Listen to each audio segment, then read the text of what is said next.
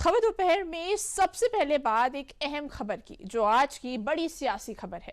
PM Modi ने दिल्ली के एक कार्यक्रम में बिहार चुनाव को लेकर एक बड़ा बयान दिया है। उन्होंने विपक्ष के इन आरोपों पर पहली बार जवाब दिया है, जिसमें वो पीएम मोदी और बीजेपी को हमेशा इलेक्शन मोड में रहने के आरोप लगाते हैं। पीएम मोदी ने विपक्ष के सवाल उठाने वाले नेताओं को अपने ही अंदाज में जवाब दिया है। पूरी खबर देखिए। बिहार चुनाव जीतने के बाद कुछ लोगों ने, मीडिया के कुछ मोदी प्रेमियों ने फिर से ये कहना शुरू किया है, भाजपा मोदी हमेशा 24/7 इलेक्शन बोर्ड में ही रहते हैं। बिहार चुनावों में प्रचंड जीत के बाद पीएम मोदी ने मंगलवार को अपने ही अंदाज में विपक्ष और चुनावी विश्लेषकों के इलेक्शन मोड वाले बयानों पर निशाना साधा। पीएम मोदी ने दिल्ली में एक लेक्चर के दौरान इन आरोपों का जवाब भी अपने ही अंदाज में देते हुए साफ कर दिया कि चुनाव जीतने के लिए इलेक्शन मोड नहीं बल्कि इमोशन मोड में रहना जरूरी होता है।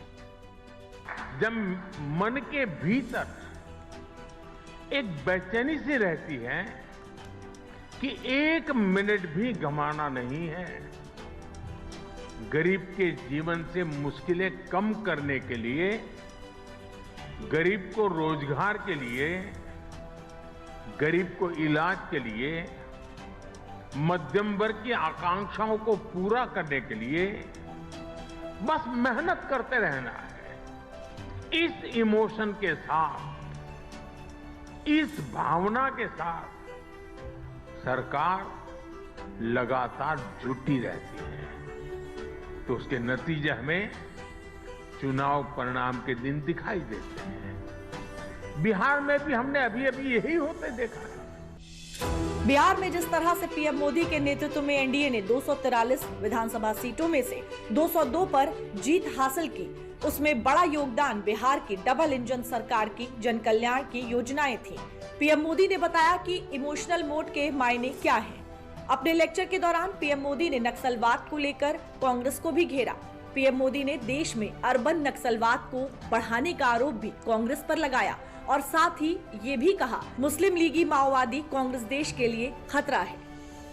कि मुस्लिम लीगी माओवादी कांग्रेस अपने स्वार्थ में देश हित को तिलांजलि दे चुकी है।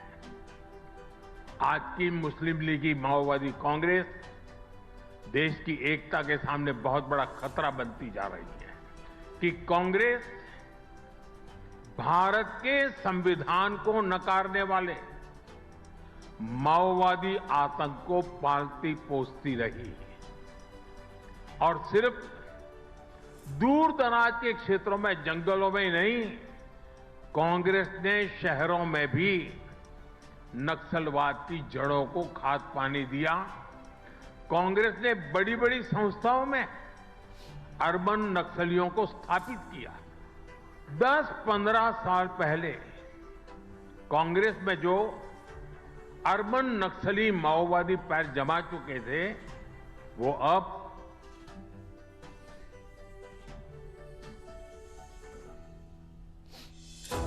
2014 के बाद पीएम मोदी के नेतृत्व में केंद्र सरकार ने नक्सलवाद के खतरे को जड़ से साफ करने का बीड़ा उठाया और करीब 11 साल में नक्सलवाद देश में अपनी आखिरी सांसें गिन रहा है।